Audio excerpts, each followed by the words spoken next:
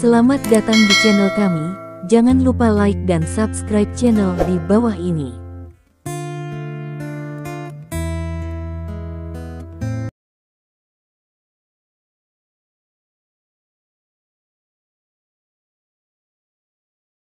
Bab 1361. Senteng tidak pernah bermimpi bahwa bos yang dilayani Zhao Meng ternyata adalah Stephen Lin. Bukannya dia tidak berpikir untuk mengenal bos Zhao Meng sebelumnya, tetapi ketika dia berpikir bahwa dia tidak berada di lingkaran Beijing, tidak ada artinya untuk mengetahuinya dengan sangat jelas. Selama dia bisa membawa Zhao Meng ke Mangga Teras, lalu bos Zhao Meng ada di lingkaran Beijing percuma sombong, karena provinsi Nanhou adalah wilayahnya. Apa yang tidak pernah dia duga adalah bahwa bos Zhao Meng adalah Stephen Lin. Ini adalah orang yang bisa disebut manusia dewa di negeri kerajaan naga. Gengsinya telah menyebar ke seluruh tanah Longguo, kemanapun dia pergi, siapapun yang dia hadapi, Stephen Lin memiliki keunggulan status absolut. Karakter seperti itu, bagaimana dia bisa meminta Zhao Meng menjadi sekretarisnya?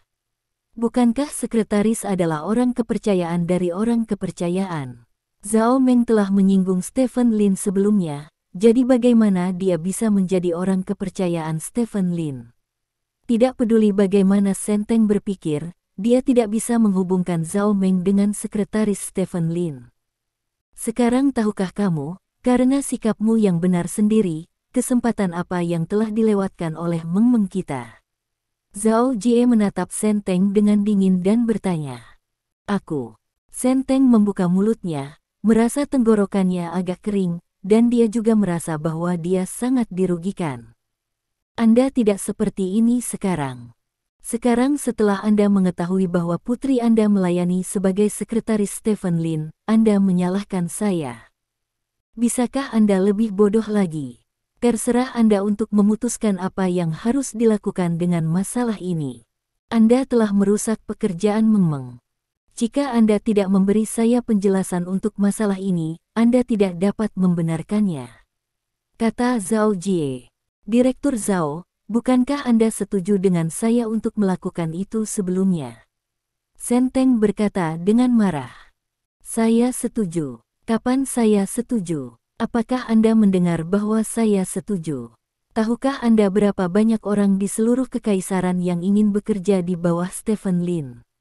Berapa banyak orang yang menatap posisi saya di Meng Meng? Hasilnya bagus, Anda ayo keluargaku membuat keributan tentang hal itu, dan akhirnya menghancurkan pekerjaan Meng Meng. Katakan yang sebenarnya, apakah kamu datang ke sini untuk menyakiti Meng Meng kita dengan sengaja? Zhao Jie bertanya dengan keras. Oke ayah, berhenti bicara, biarkan dia pergi. Zhao Meng tidak tahan lagi, dan berkata. Masalah ini tidak bisa dibiarkan begitu saja. Zhao Jie berkata dengan bersemangat. Biarkan dia pergi, aku lelah melihatnya, kata Zhao Meng. Baiklah kalau begitu. Zhao Jie menunjuk ke pintu dan berkata, pergilah, putriku tidak peduli denganmu tentang masalah hari ini, jadi aku tidak repot-repot denganmu, jadi jangan datang ke rumahku di masa depan, dan jangan khawatir tentang itu. Lihat putriku. Putriku adalah sekretaris Stephen Lin, kamu tidak pantas memikirkannya, mengerti? Senteng ingin mengatakan bahwa keluargaku juga terhubung langsung dengan provinsi, dan itu lebih dari cukup untuk menggosok Anda di tanah, tetapi ketika Anda memikirkannya, Zhao Meng adalah sekretaris Stephen Lin. Meskipun dia mengatakan dia dipecat sekarang, hantu itu tahu apakah dia berbicara karena marah, dan keduanya dari mereka pasti memiliki hubungan yang teduh. Jika kata-katanya terlalu sombong sekarang, Zhao Meng akan kembali dan meniup bantal Bian Feng, maka hubungan langsungnya dengan provinsi tidak ada artinya. Memikirkan hal ini, Senteng memadamkan api, mengambil ponselnya yang layarnya hancur oleh tamparan Zhao Jie, tidak berani kentut, bangkit dan meninggalkan rumah Zhao Meng. Kamu bilang kamu berteman. Apa gunanya mereka selain menyakitimu? Zhao Jie berkata dengan marah. Ayah, jangan mempermalukanku lagi. Kamu cepat membuang kesalahan, tetapi apakah kamu benar-benar yang harus disalahkan? Zhao Meng memutar matanya, berjalan kembali ke ruang tamu dan duduk dengan ekspresi tertekan di wajahnya. Wajah di sofa. Mengapa kamu masih menyalahkanku? Jika aku jadi kamu, aku akan mengatakan bahwa aku melayani sebagai sekretaris Stephen Lin ketika aku memasuki pintu, jadi bagaimana mungkin ada hal lain setelah itu? Kata Zhao Jie. Bukankah aku sudah bertanya padamu sebelumnya? Aku bilang kamu tidak bertanya siapa aku sekretarisnya. Apa yang kamu katakan saat itu? Kamu bilang tidak ada gunanya bagiku menjadi sekretaris Raja Langit Laosu, jadi saya pikir Stephen Lin bukanlah Raja Surgawi.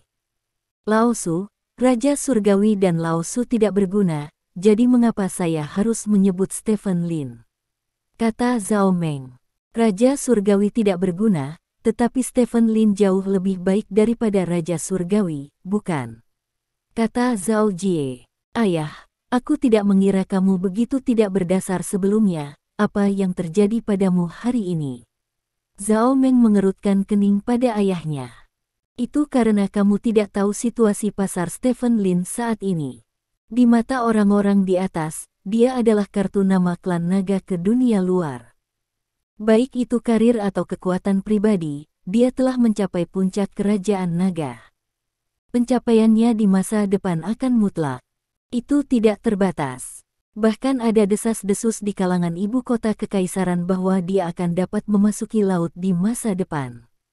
Jika Anda menjadi sekretarisnya, Anda akan menjadi dia orang yang paling terpercaya dan terdekat. Jika dia benar-benar bangkit di masa depan, maka kamu juga akan naik bersama arus. Bahkan Direktur CCTV tidak ada apa-apanya di depanmu. Keluarga Zhao Lamaku benar-benar memiliki sesuatu untuk dinanti-nantikan. Zhao Jie berkata dengan penuh semangat. Ayah, bagaimana kamu bisa begitu sombong? Kata Zhao Meng tidak puas. Putri, ayah, aku sebenarnya tidak peduli siapa aku, tetapi kamu berbeda. Kamu masih muda dan cantik. Orang mengatakan bahwa masyarakat baik kepada orang cantik, tetapi menurut ayah, masyarakat memperlakukan orang cantik dengan kebaikan. Selengkapnya kedengkian, apakah Anda benar-benar berpikir bahwa ayah tidak tahu mengapa Anda mengundurkan diri dari CCTV?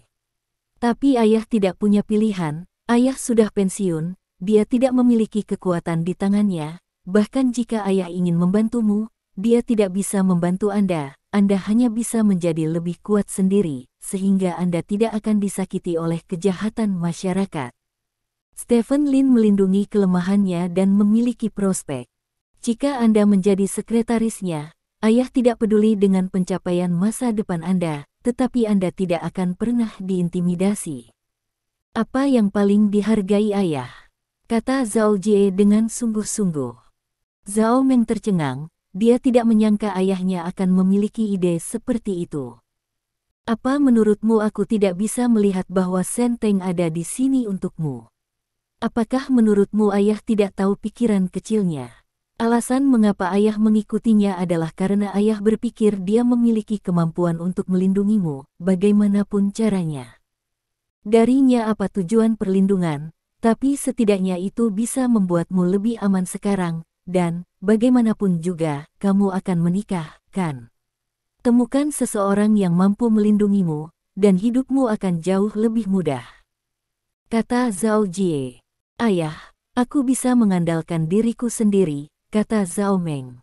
Zhao Jie menggelengkan kepalanya dan berkata, kamu dapat mengandalkan dirimu sendiri untuk beberapa hal, tetapi kamu hanya dapat mengandalkan orang lain untuk beberapa hal. Meng-meng, aku akan menelepon Stephen Lin sebentar lagi, mengakui kesalahan padanya, dan mencoba untuk membiarkan kamu tinggal di sekitarnya. Masalah ini semua salah ayah, dan ayah akan menebusnya. Bukankah kamu mengatakan bahwa yang lain sedang merencanakan hal-hal lain? Tanya Meng. Stephen Lin di level berapa? Tidak mungkin. Putri, meskipun kamu hebat, kamu harus tahu bahwa di mata orang-orang di level Stephen Lin, mereka tidak bisa mendapatkan wanita seperti apapun di dunia ini. Jadi, jika kamu tetap di sisinya, tidak akan mudah terjadi apapun, dan, mundur selangkah, Stephen Lin belum menikah sekarang, jadi Jika kamu bisa bersamanya, itu akan menjadi hal yang baik untukmu, kata Zhao Jie. Meskipun dia tidak menikahi seorang istri, dia memiliki 2 anak, kata Zhao Meng. Zhao Jie menggelengkan kepalanya dan berkata, ketika Anda menghabiskan sedikit lebih lama di lingkaran ibu kota kekaisaran, Anda akan tahu bahwa hal-hal ini adalah hal biasa di lingkaran ibu kota kekaisaran, tetapi keluarga lama Zhao kami bukannya tanpa dasar. Baris. Ya, Stephen Lin tidak bisa memberimu gelar, kamu tidak bisa bersamanya apapun yang terjadi, mengerti? Untuk menghindari gosip, ayah, aku bisa memberitahumu dengan jelas bahwa itu tidak mungkin. Bos meskipun dia sangat baik, tapi aku tidak punya perasaan padanya. Zhao Meng menggelengkan kepalanya. Jangan bicarakan itu, lebih baik aku menelepon Stephen Lin, kata Zhao Jie. Tidak perlu bertarung. Zhao Meng menggelengkan kepalanya dan berkata, tidak apa-apa, bagaimanapun juga, aku harus berjuang untukmu lagi, kata Zhao Jie dengan serius. Bos Lin mengirimi saya pesan barusan. Dia mengatakan bahwa dia bertindak sekarang dan meminta saya untuk pergi bekerja secara normal besok, kata Zhao Meng, mengeluarkan ponselnya dan membuka pesan di dalamnya. Zhao Meng melirik berita itu, dan langsung berseri-seri dengan gembira. Itu bagus sekali, aku benar-benar ketakutan setengah mati barusan, tapi, Meng, apakah kamu benar-benar melakukan pekerjaan melayani orang? Zhao Jie bertanya dengan curiga.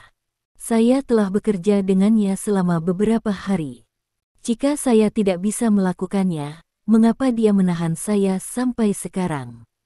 Dia mengirim pesan untuk memberitahu saya bahwa dia hanya bercanda dengan saya. Zhao Meng berkata dengan bangga senyum. Putriku masih luar biasa. Ayah bisa merasa nyaman sekarang. Zhao Jie menepuk perutnya dengan puas dan berbaring di sofa. Zhao Meng tersenyum, lalu menatap telepon. Setelah ragu sejenak, Zhao Meng menjawab Stephen Lin. Terima kasih, bos, karena telah membantu saya mengatasi krisis lain. Saya bahkan tidak tahu bagaimana membalas Anda. Bekerja keras. Stephen Lin hanya menjawab dengan 4 kata. Melihat keempat kata tersebut, Zhao Meng tersenyum manis, lalu bangkit dan berjalan ke dapur untuk membantu ibunya mencuci piring.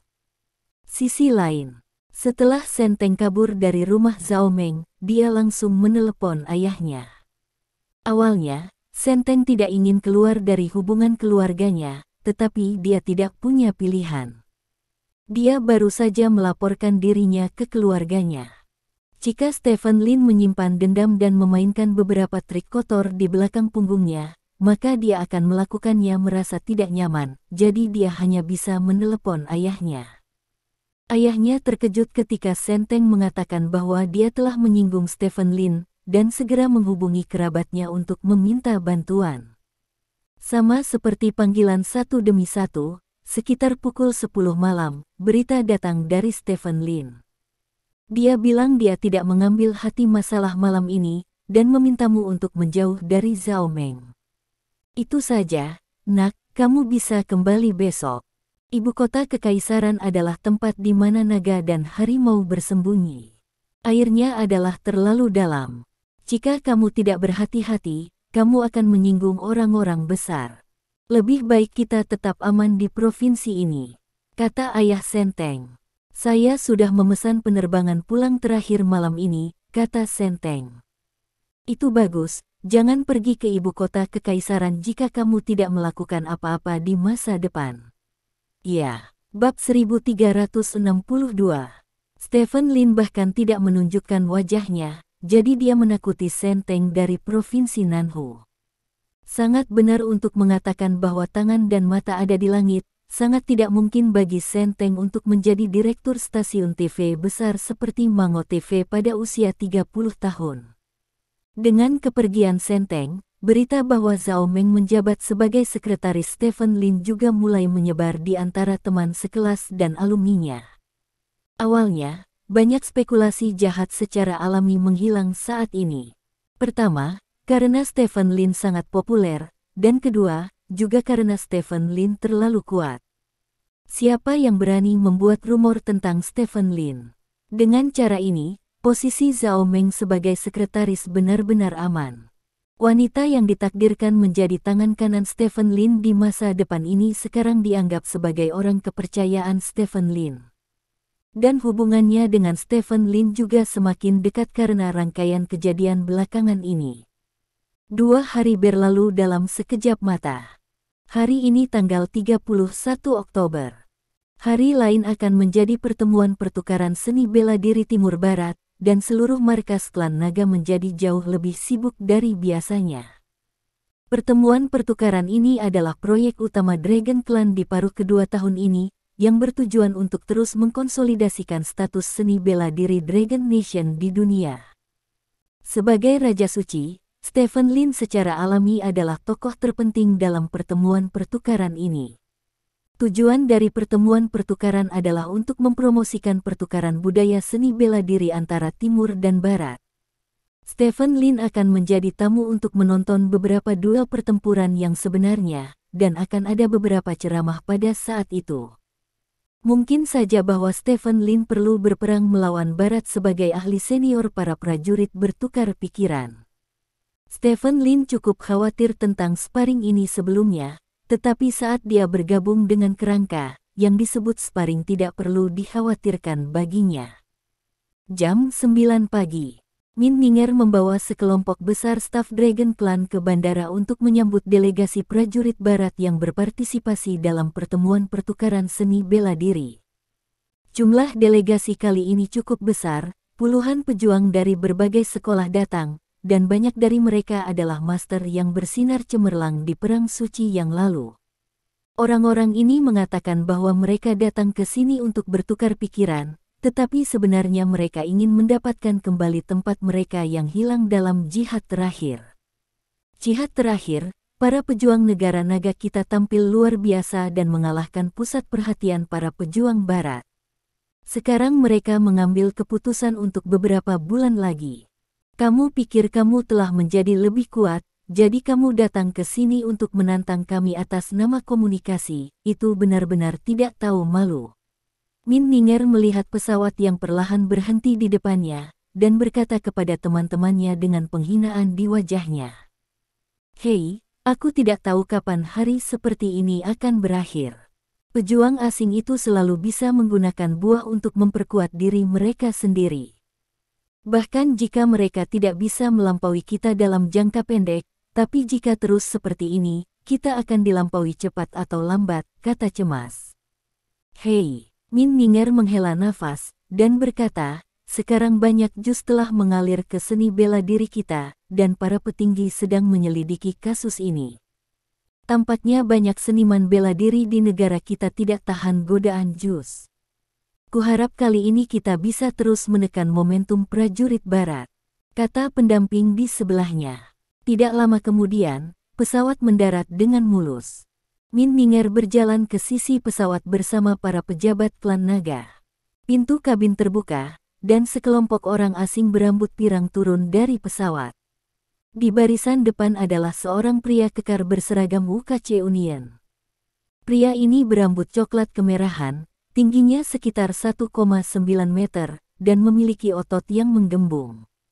Orang ini adalah Olaf, kata pendamping Min Ninger. Olaf. Min Ninger menatapnya dengan serius. Dalam jihad beberapa bulan yang lalu, Dork Nowotsku dan Stephen Lin adalah yang paling bersinar, namun Dork Nowotsku akhirnya dibunuh oleh Stephen Lin. Seluruh dunia seni bela diri Barat itu bisa dianggap sebagai kehilangan seorang pemimpin. Olaf juga ikut serta dalam jihad tersebut, dan berhasil dianugerahi gelar Wali Perang Suci, namun ia tidak mencolok pada saat itu, namun ia adalah orang yang sangat biasa di antara banyak Wali Perang Suci. Namun, situasi seperti itu berubah setelah Olaf kembali ke China. Saya tidak tahu apakah tubuhnya lebih cocok untuk jus atau apa. Setelah kembali ke China, kekuatan Olaf mengalami peningkatan yang eksplosif. Setelah itu, dia mengalahkan beberapa orang asli yang sangat kuat. Pemain di Liga UKC akhirnya menjadi pemain No. 1 yang memang layak di Liga UKC, mengambil alih posisi Dork Nowotsku. Apalagi, menurut beberapa informasi yang beredar, ketika Olaf mendapatkan tes mesin yang relevan di aliansi UKC, data yang diperolehnya bahkan melampaui Dork Nowotsku sebelumnya.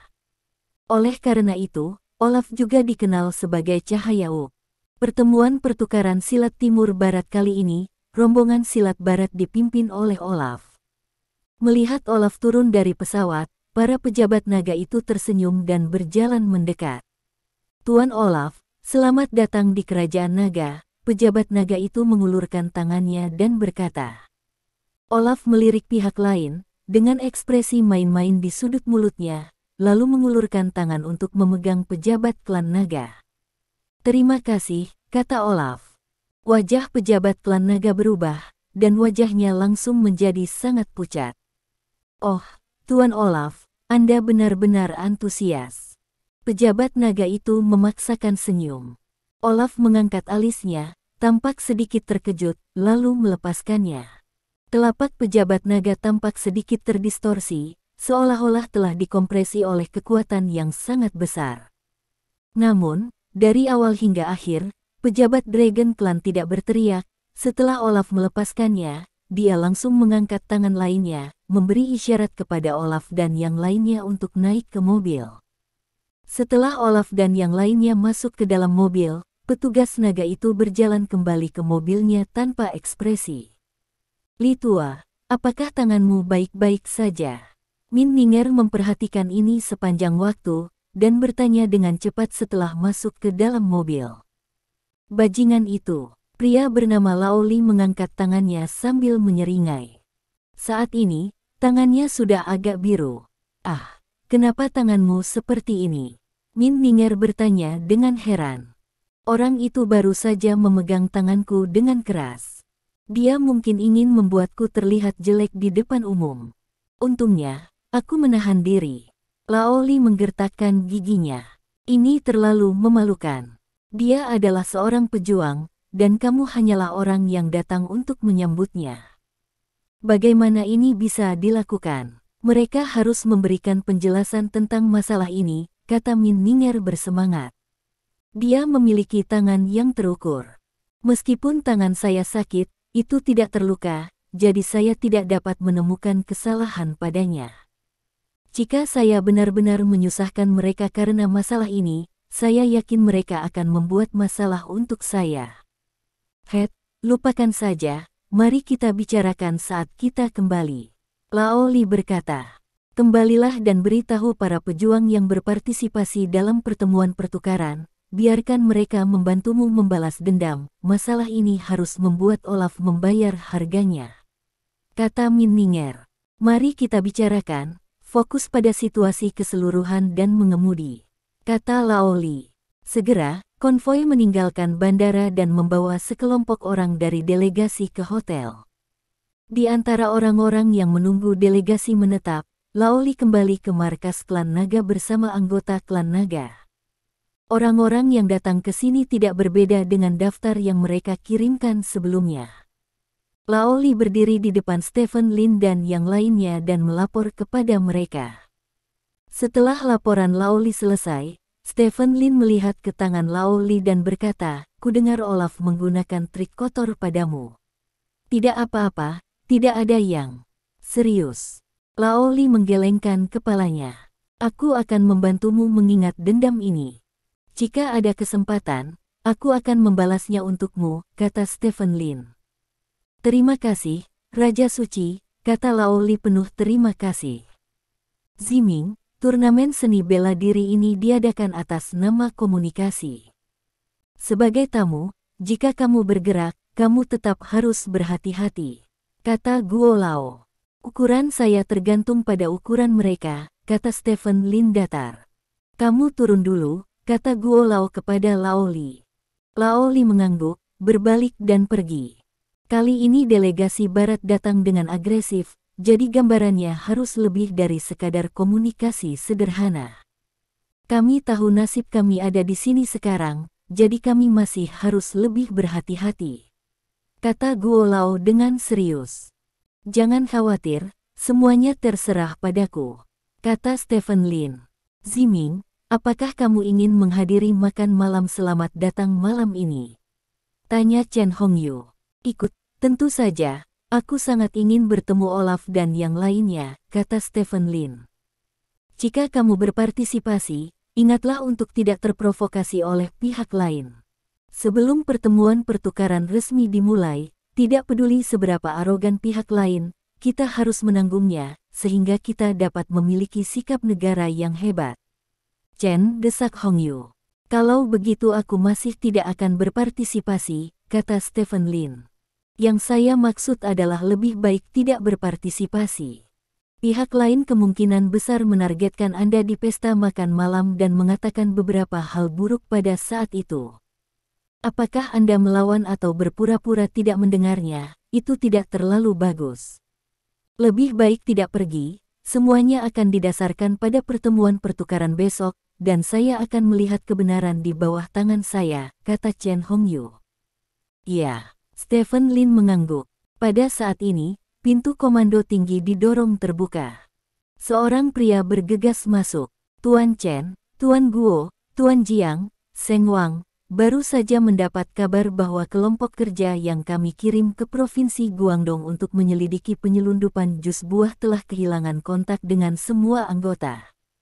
Pria itu berkata dengan serius menghadapi. Apa? Semua orang di komando tinggi terkejut. Semua anggota kehilangan kontak. Bagaimana situasinya? Apakah ada berita sebelum mereka kehilangan kontak? Tanya Chen Hongyu. Tidak ada berita yang dikirim kembali, seolah-olah menghilang begitu saja. Kata pria itu. Old Chen, apakah Zhou Wenbin yang memimpin tim untuk menyelidiki kali ini? Old Guo bertanya. Ya. Chen Hongyu mengangguk dan berkata, ini Zhou Wenbin. Zhou Wenbin dianugerahi gelar Saint of War hanya beberapa bulan yang lalu. Dengan kekuatannya, bagaimana mungkin seluruh tim investigasi menghilang tanpa berita? Guo pria tua itu bertanya dengan curiga. Saya tidak tahu tentang ini. Kekuatan Zhou Wenbin jelas bagi semua orang. Stephen harus menjadi satu-satunya orang di seluruh kerajaan naga yang memiliki kemampuan untuk membunuhnya secara instan. Jadi saya pikir dia tidak boleh mati. Itu hanya beberapa kecelakaan yang karena dia tidak dapat menghubungi kami untuk saat ini, jadi mari kita kirim 2 orang suci perang lagi untuk membentuk tim investigasi baru, dan segera pergi ke Provinsi Guangdong untuk mencari Zhou Wenbin, dan terus menyelidiki penyelundupan jus buah. Chen Hongyu memberi perintah dengan wajah serius. Bab 1363. Kirim satu lagi, kata Stephen Lin tiba-tiba. Semua orang memandang Stephen Lin. Dengan kekuatan klan naga di semua bagian negara, bahkan jika Zhou Wenbin mengalami kecelakaan, selama dia tidak mati, dia pasti dapat mengirim kembali berita dalam waktu singkat. Tetapi sekarang tidak ada berita sama sekali, dan seluruh tim investigasi telah kehilangan kontak bersama. 8. Zhou Wenbin harus mati, kata Stephen Lin. Tapi sepertinya tidak ada seorang pun di Provinsi Guangdong yang dapat membunuh Zhou Wenbin dalam waktu singkat. Kata Chen Hongyu dengan cemberut. Mungkin itu tidak terjadi sebelumnya, tetapi setelah jus buah diselundupkan ke negara itu, seharusnya ada. Bahkan jika satu orang tidak dapat melakukannya, beberapa orang yang bekerja sama akan cukup untuk membunuh Zhou Wenbin dengan cepat. Stephen Lin berkata. Semua orang terkejut, dan kemudian mereka ingat bahwa jus buah sudah memasuki wilayah kerajaan naga beberapa bulan yang lalu. Jika ada ahli di kerajaan naga yang mengkonsumsi jus buah tersebut, kekuatan mereka pasti akan meledak. Dengan cara ini, sangat mungkin Zhou Wenbin akan terbunuh dalam waktu singkat. Kalau begitu ikuti apa yang dikatakan Raja Suci, dan kirim 3 orang suci perang untuk membentuk kelompok untuk pergi ke Provinsi Guangdong. Kata Chen Hongyu. Ya, setelah bawahannya pergi, Chen Hongyu menghela nafas dan berkata, situasi kita semakin sulit sekarang. Petik 2. Beberapa orang di sekitar terdiam. Semua orang dapat melihat bahwa situasinya menjadi lebih sulit, dan godaan jus buah terlalu besar, meskipun klan naga telah menunjukkan kinerja yang unggul untuk membuktikan bahwa para prajurit kerajaan naga dapat menjadi lebih kuat berkat latihan keras mereka sendiri. Masih banyak orang yang ingin memilih jus untuk menyegarkan diri karena sangat mudah. Ini setara dengan emas Krypton dalam game. Selama Anda mengeluarkan uang, Anda bisa menjadi lebih kuat. Jadi siapa yang mau bekerja keras untuk naik level dan melengkapi? Stephen, di mana rencanamu sekarang? Chen Hongyu bertanya. Produk batch pertama harus diproduksi dalam waktu seminggu, kata Stephen Lin. Itu bagus. Saya harap barang-barang Anda akan efektif, kata Chen Hongyu. Semuanya, saya baru saja mendapat sepotong data di sini, kata Jiang Zifeng tiba-tiba. Data apa? Tanya Old Guo.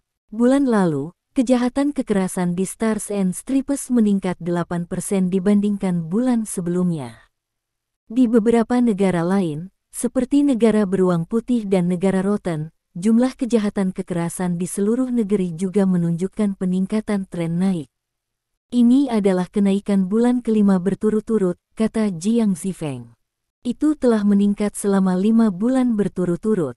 Wajah semua orang sedikit bermartabat. Meningkatnya jumlah aktivitas kriminal yang kejam pasti karena jus. Begitu seseorang tiba-tiba mendapatkan kekuatan tempur yang kuat, dia seringkali menjadi tidak dapat mengendalikan dirinya sendiri, seolah-olah orang yang tiba-tiba punya uang suka menghambur-hamburkan uang. Data ini dapat ditemukan oleh klan naga, dan negara-negara seperti bintang dan garis secara alami juga dapat ditemukan. Namun, di bawah semua jenis keserakahan, semua orang memilih untuk mengabaikan data ini. Beberapa pejabat dari Stars and Stripes bahkan mengatakan bahwa meskipun kejahatan kekerasan sedang meningkat, efektivitas tempur polisi secara keseluruhan juga meningkat. Polisi dapat menghukum penjahat secara efektif dan menjaga stabilitas sosial. Hal ini pada dasarnya adalah kekeliruan, karena kepolisian pada umumnya baru muncul setelah terjadi tindak pidana, dan pada saat ini tindak pidana tersebut telah menimbulkan akibat tertentu. Tetap akan ditangani. Masih ada jalan panjang, kata Chen Hongyu dengan emosi. Aku pergi dulu, kembali besok.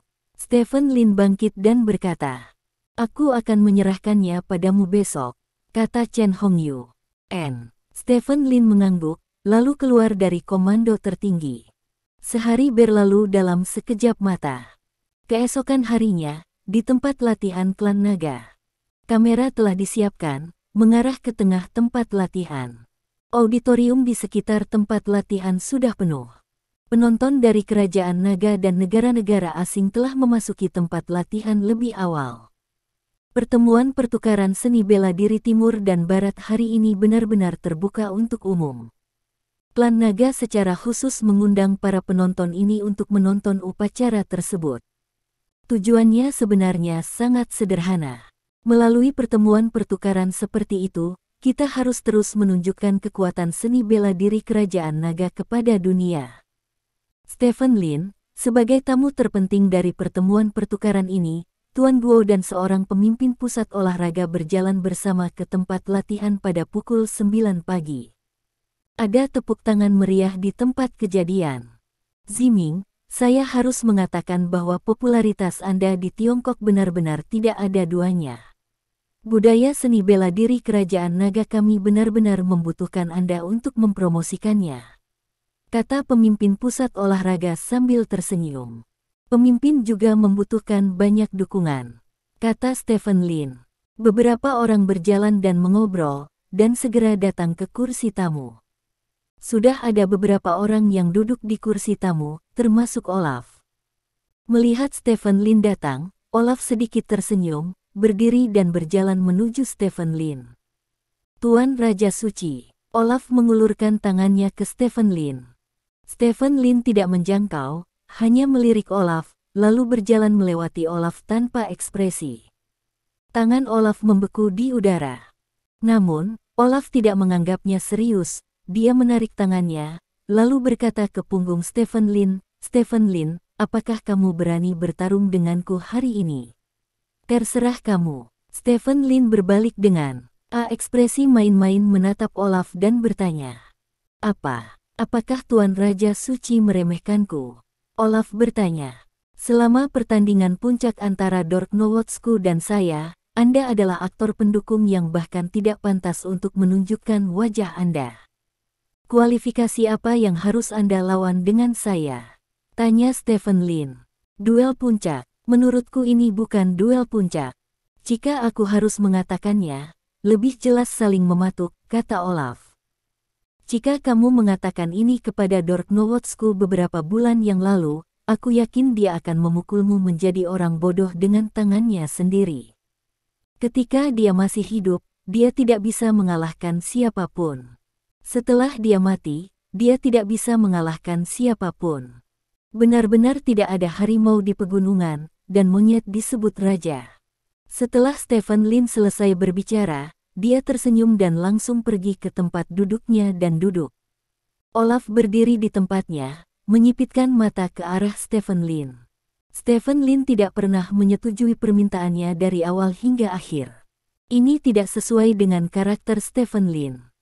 Jika Stephen Lin dari masa lalu, jika Anda berani memprovokasi dia di depan umum, terutama jika Anda adalah seorang pejuang barat, maka dia pasti tidak keberatan memberimu pelajaran. Dan sekarang, Stephen Lin baru saja melakukan serangan balik dengan mulutnya, dan dia tidak menunjukkan perilaku apapun. Ini sepenuhnya menunjukkan bahwa ada kemungkinan besar bahwa pesan yang dikirim pohon kehidupan kepadanya sebelum dia datang adalah benar. Kabarnya, kekuatan Stephen Lin telah turun secara signifikan.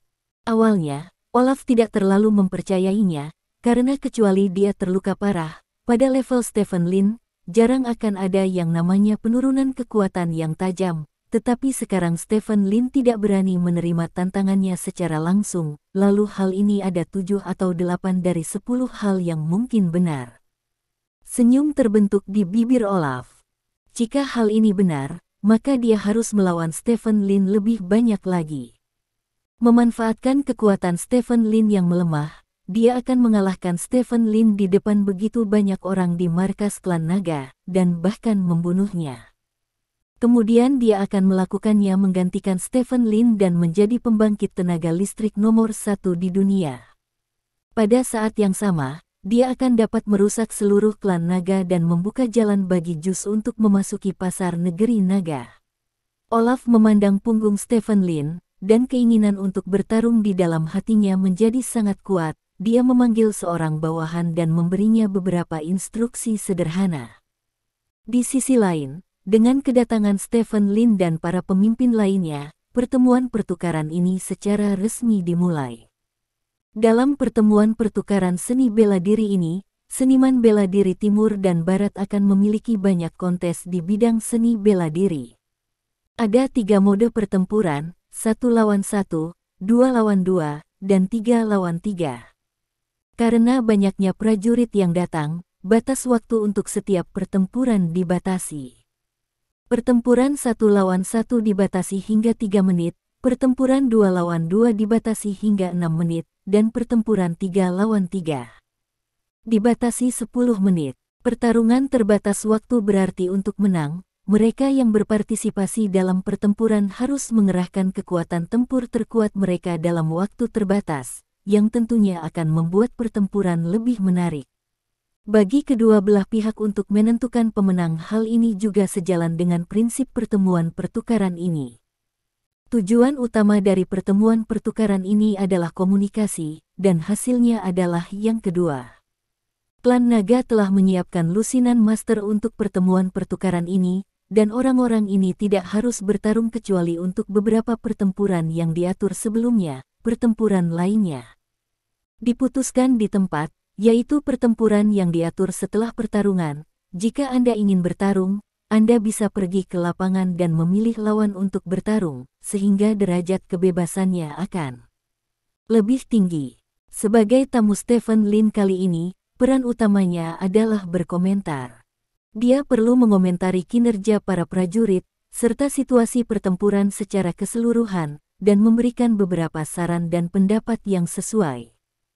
Segera, pertempuran pertama dimulai. Pertandingan pertama adalah duel 1 lawan 1.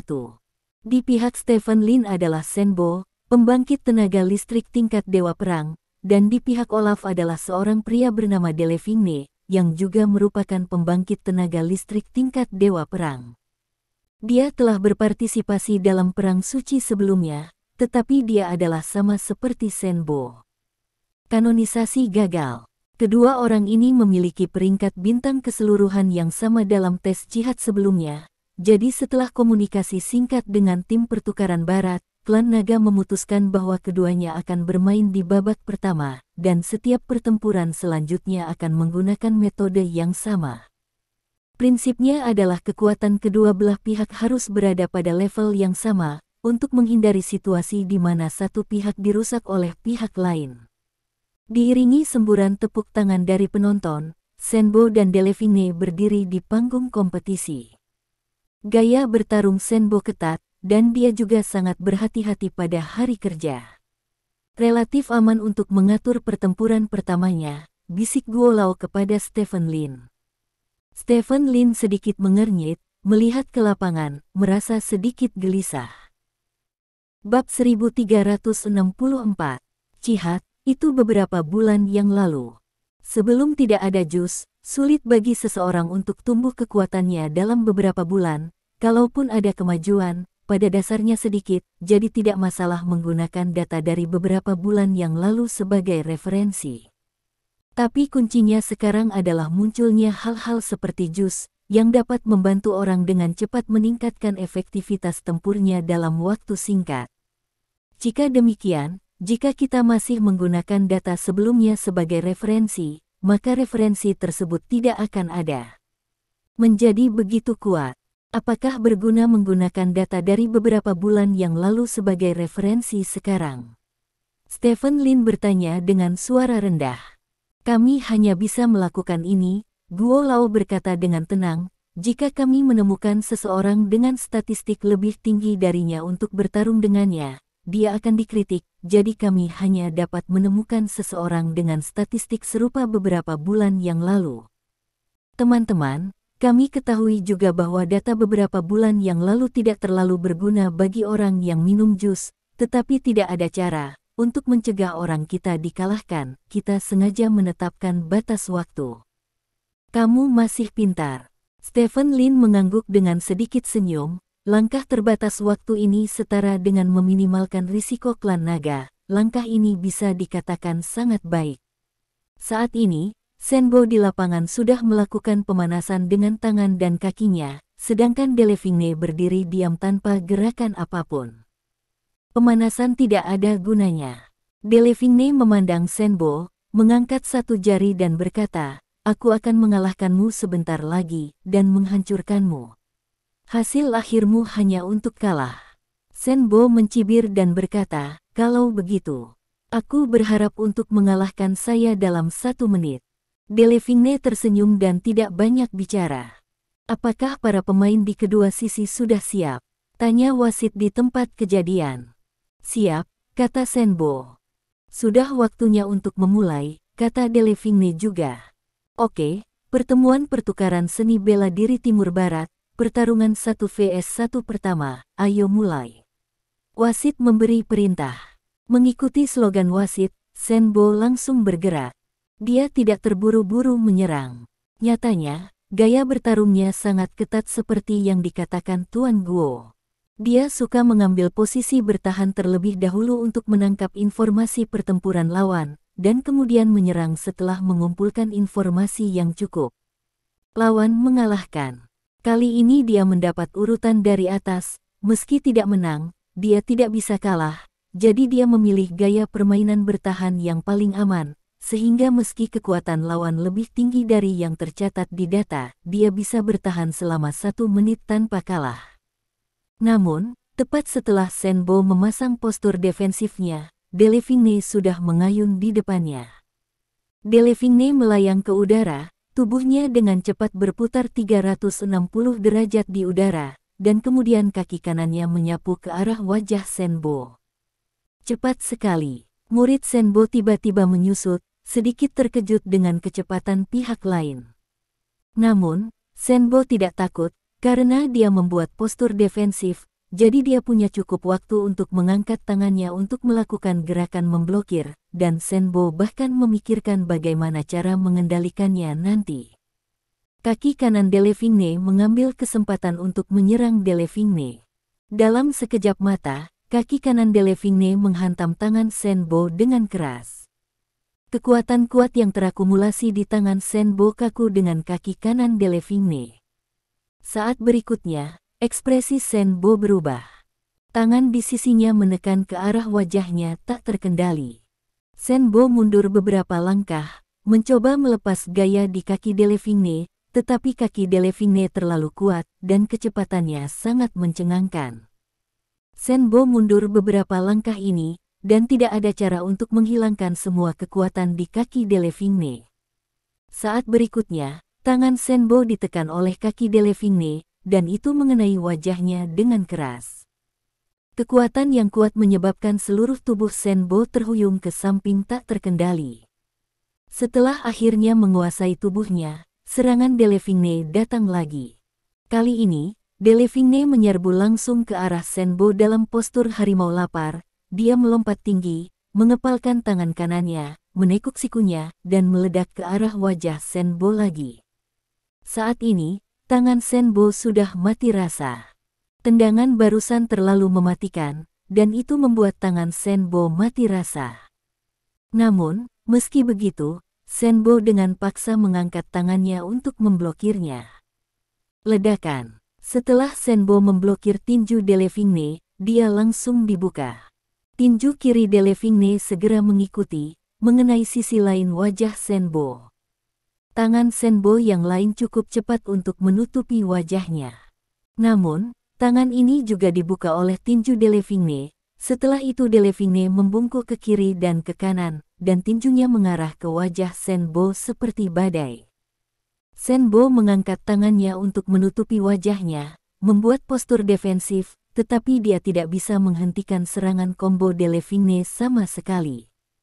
Tangannya mati rasa, dan rasa sakit yang parah datang dari lengannya. Setelah puluhan pukulan, Senbo akhirnya, miliknya tangan tidak bisa lagi menutupi wajahnya. Ledakan. Wajah Senbo terkena pukulan, tubuhnya mundur setengah langkah, dan seluruh tubuh bagian atasnya mengikuti. Sebelum dia bisa menegakkan dirinya, Senbo dipukul lagi di sisi lain wajahnya, dan tubuhnya mundur lagi. Bang bang bang. Pukulan berat terus jatuh di wajah Senbo. Senbo mengandalkan tubuhnya yang kaku dan kuat untuk tidak jatuh, tetapi pemandangannya sangat jelek. Di mata semua penonton, Senbo tidak memiliki kekuatan untuk melawan saat ini. Wajahnya terus-menerus berubah menjadi tinju Delevingne, seperti karung pasir. Darah mengalir dari mulut, hidung, dan bahkan matanya Senbo. Ledakan. Diiringi dengan tendangan terbang, tubuh Senbo mundur beberapa langkah tak terkendali, dan dia langsung jatuh telentang ke tanah. Dada Senbo naik turun dengan cepat, sudut matanya patah, sudut mulutnya juga patah, dan seluruh wajahnya benar-benar bengkak. Saat ini, hanya 30 detik telah berlalu sejak pertempuran dimulai. Tidak ada suara di seluruh arena. Mengambil keuntungan dari lapangan rumah, orang-orang dari Kerajaan Panjang yang datang untuk bersorak untuk para prajurit Kerajaan Naga semuanya terpana oleh pemandangan yang tidak terduga ini. Bukankah itu peringkat bintang yang sama? Mengapa dia dirobohkan dalam 30 detik? Desir. Penonton asing di tempat kejadian bereaksi dan bersorak. Mereka tidak menyangka bahwa para prajurit di pihak mereka begitu kuat sehingga mereka mengalahkan para prajurit Kerajaan Naga hanya dalam waktu 30 detik.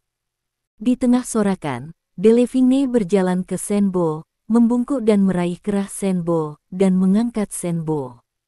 Hidung Senbo memar dan wajahnya bengkak, matanya bengkak sampai hanya celah yang terlihat. Kamu telah menetapkan batas waktu, berpikir bahwa semuanya akan baik-baik saja tanpa memutuskan hasilnya, tetapi kami tidak tahu, dan kami tidak ingin memutuskan hasilnya, karena itu akan membosankan, kata Delevingne, tiba-tiba mengangkat tangannya. Sisi lain, dan kemudian dia menamparkan wajah Senbo. Bentak. Tamparan ini mengenai wajah Senbo tepat, seolah-olah itu mengenai wajah semua orang kerajaan naga yang hadir. Tamparan ini memiliki arti yang sama sekali berbeda dari serangan sebelumnya. Serangan sebelumnya adalah untuk mengalahkan lawan, tetapi tamparan ini sepenuhnya untuk menghina lawan, karena kekuatannya sama sekali tidak bagus. Tamparan ini membuat marah semua orang kerajaan naga yang hadir. Persetan, pura-pura menjadi kontes. Kamu menang jika kamu menang, apakah menyenangkan menamparkan wajah orang? Pernahkah kamu mendengar tentang menamparkan wajah orang? Brengsek, tak terhitung banyaknya orang kerajaan naga berteriak dan mengutuk. Di luar lapangan, wajah Stephen Lin sedikit suram, sedangkan wajah Guo Lao lebih terpana. Bagaimana bisa ada celah sebesar itu? Penatua Guo bertanya dengan tidak percaya. Ini adalah kekuatan jus, kata Stephen Lin dengan cemberut. Ini baru beberapa bulan, dan celahnya telah melebar begitu jauh. Senbo bahkan menggunakan tulang tentara. Ini, Tuan Guo tidak tahu harus berkata apa. Bidang. Senbo meraih tangan Delevingne dengan marah, dan sambil mengguncangnya dengan kuat, dia berkata, beraninya kamu menghinaku, bajingan. Lepaskan aku, ayo bertarung selama 300 ronde lagi. Menamparkan wajah Senbo lagi dengan backhandnya. Senbo sangat marah dan menendang Delevingne, tetapi Delevingne dengan mudah menghindarinya. Setelah gagal menendang Delevingne beberapa kali berturut-turut, Senbo sangat marah. Pada saat ini, wasit di samping berteriak keras, waktu habis, pertarungan sudah berakhir. Membosankan. Delevingne tersenyum tipis dan melemparkan Senbo dari tangannya. Tubuh Senbo jatuh dengan keras ke tanah, tetapi dia segera bangkit kembali. Aku akan membunuhmu. Senbo meraung dan bergegas menuju Delevingne. Berhenti. Wasit di samping berteriak dan bergegas maju untuk menghentikan Senbo, tetapi kecepatannya jelas tidak sebaik kecepatan Senbo. Meskipun Senbo terluka, fundamentalnya masih ada, dan dia melewati wasit dengan kecepatan yang dipercepat dan bergegas ke depan Delevingne. Bodoh sekali. Delevingne sangat gembira, dan kemudian berdiri di sana menunggu kedatangan Senbo. Dalam sekejap mata, Senbo sudah tiba di depan Draven, lalu meninju dengan keras. Kamu yang melakukan langkah pertama, kata Delevingne diam-diam, lalu sedikit bergoyang, menghindari pukulan Senbo. Mengepalkan tangan kanannya dan meninju tenggorokan Senbo. Senbo benar-benar kesal pada saat ini, dan dia tidak berniat bertahan setelah dia melontarkan pukulan. Terperangkap lengah, dia bahkan tidak bisa mengelak sedikit pun, dan tenggorokannya langsung terkena tinju Draven. Dengan keras, Senbo terbang terbalik dan jatuh dengan keras ke tanah. Darah menyembur keluar dari mulut Senbo terus-menerus. Senbo mencengkeram tenggorokannya, menatap Delevingne dengan mata lebar, mulutnya terbuka, tetapi dia tidak bisa berkata apa-apa. Dokter, dokter, teriak wasit. Staf medis di sebelahnya segera bergegas dan membawa Senbo ke tandu. Senbo mencoba yang terbaik untuk duduk dari tandu, menutupi tenggorokannya dengan satu tangan, dan menunjuk Delevingne dengan tangan lainnya, matanya penuh amarah. Namun, setelah beberapa detik, kemarahan di mata Senbo tiba-tiba menghilang, bola matanya berputar, dan dia berbaring di atas tandu tanpa bergerak. Bab 1365. Ini adalah akhir dari pertempuran pertama pertemuan pertukaran seni bela diri Timur Barat. Tidak ada yang menyangka bahwa pertempuran ini akan berakhir sedemikian rupa. Semua orang berpikir bahwa mereka bisa melihat pertempuran indah Anda datang dan pergi, tetapi ternyata Senbo dirusak secara sepihak, dan pada akhirnya Senbo terluka parah. Saya tidak tahu apakah dia bisa turun dari tandu hidup-hidup. Lagi pula, dia memuntahkan terlalu banyak darah. Awalnya, pertemuan pertukaran ini difokuskan pada poin ke poin, tidak ada yang mengira akan ada cedera serius atau bahkan kematian. Yang paling penting adalah Anda masih tidak memiliki cara untuk berbicara tentang orang lain. Bagaimanapun, Itu adalah Senbo dirinya sendiri setelah wasit mengumumkan bahwa pertempuran telah berakhir bahkan melancarkan serangan terhadap orang lain. Ini masih sesuatu yang Anda, Senbo, tidak mampu kehilangannya. Di arena seni bela diri, hanya ada sorakan penonton asing, dan orang-orang kerajaan panjang lainnya terdiam. Orang-orang kerajaan panjang di depan TV juga diam. Apa yang harus kita lakukan selanjutnya? Penatua Guo bertanya pada Stephen Lin dengan suara rendah.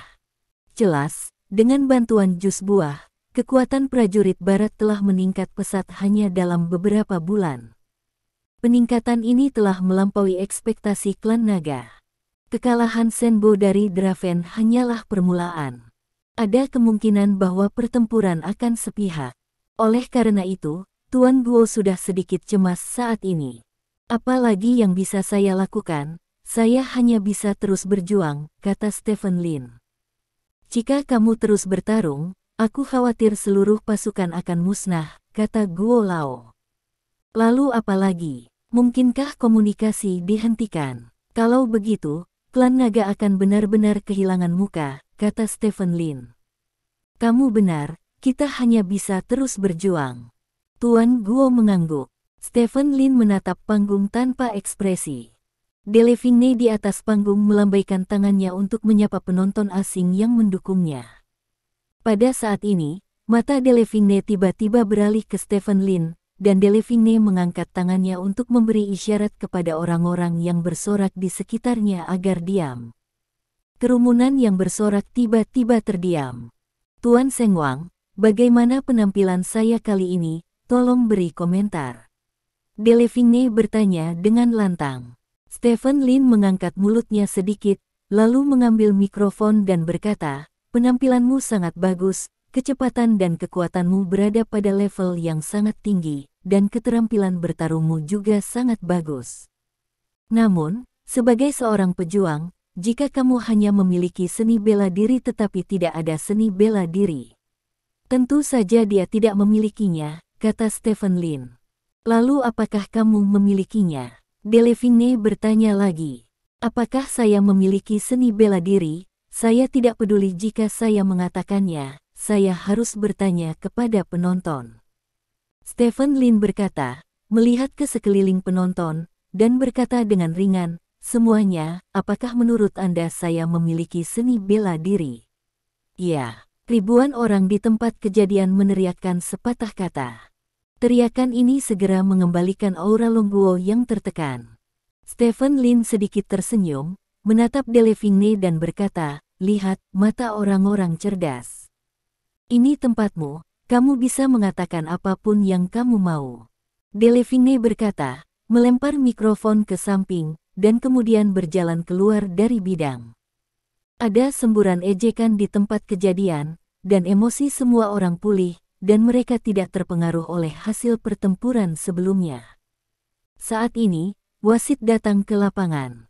Pertarungan kedua juga 1 vs 1, tolong 2 petarung, kata wasit. 2 prajurit melangkah ke atas panggung. Yang di pihak kita disebut Guan Yuefei, dan yang di pihak lain disebut Bran. Keduanya tidak berpartisipasi dalam perang suci, tetapi keduanya memiliki kekuatan dewa perang. Guan Yuefei sedang mundur selama perang suci. Dikatakan bahwa kekuatannya telah meningkat baru-baru ini. Mungkin yang ini kami memiliki kesempatan untuk menang, kata Guo Lao dengan suara rendah. Stephen Lin mengangguk dan melihat ke lapangan. Perhatian kalian berdua, acara ini adalah pertemuan pertukaran silat Timur Barat, bertujuan untuk bertukar dan berdiskusi tentang silat. Dalam 1 menit, saya harap kalian berdua dapat melakukan yang terbaik dan pada saat yang sama memperhatikan akhir. Kata hakim, dengan serius berkata kepada 2 orang di lapangan. Tidak masalah. Guan Yuefei yang kurus mengangguk. Aku bukan Delevingne, aku tidak akan melakukan hal tidak sopan seperti itu. Bran yang berambut pirang juga berkata. Oke, kalian berdua bersiap-siap dulu, kata wasit. Keduanya mengangguk, dan kemudian keduanya mulai melakukan pemanasan. Melihat pemandangan ini, Tuan Guo agak lega, sepertinya Bran dan Delevingne ini tidak sama. Namun, pikiran Tuan Guo berubah setelah beberapa menit.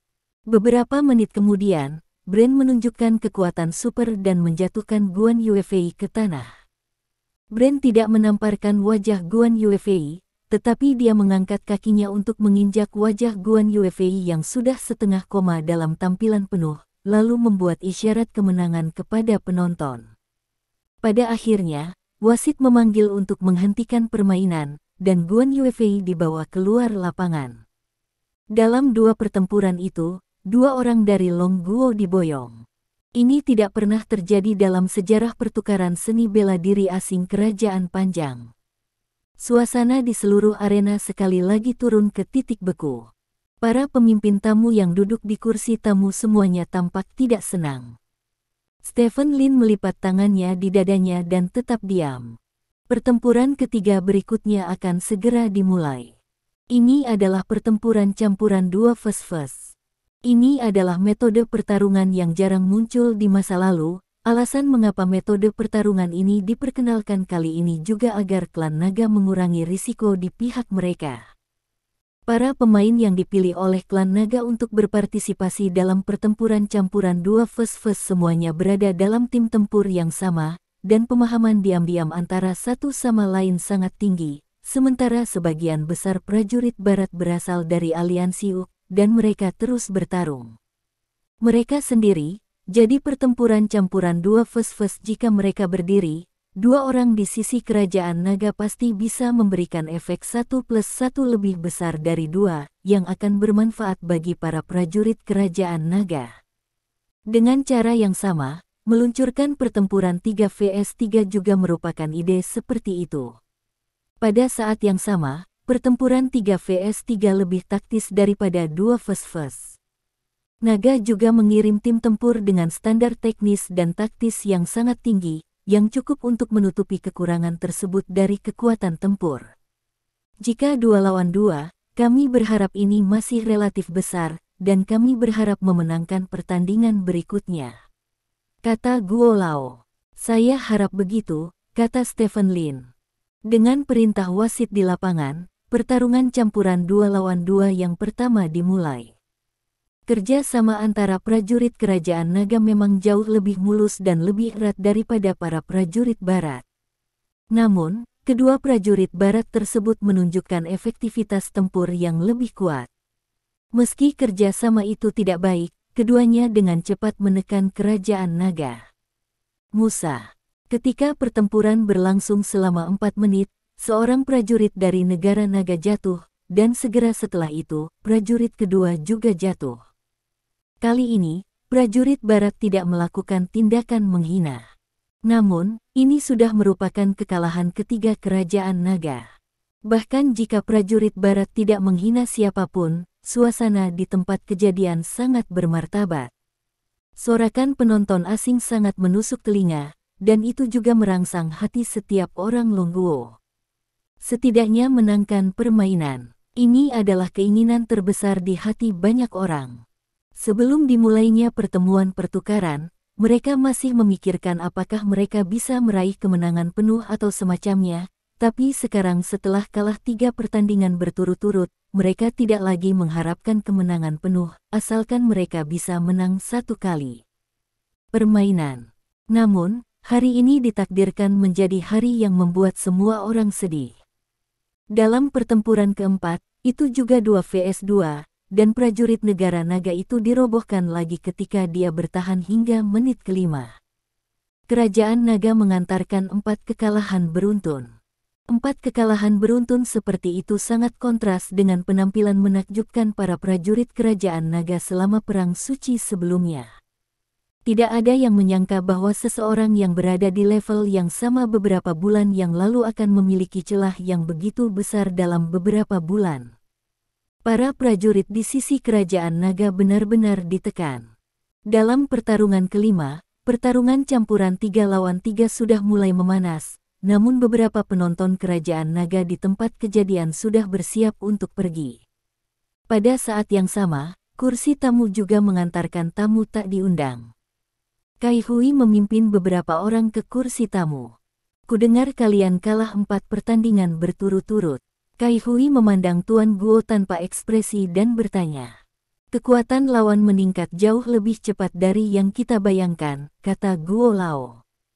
Kelemahan adalah kelemahan, tidak perlu mencari alasan, selama kamu cukup kuat, tidak akan ada gunanya tidak peduli berapa banyak orang lain meningkat.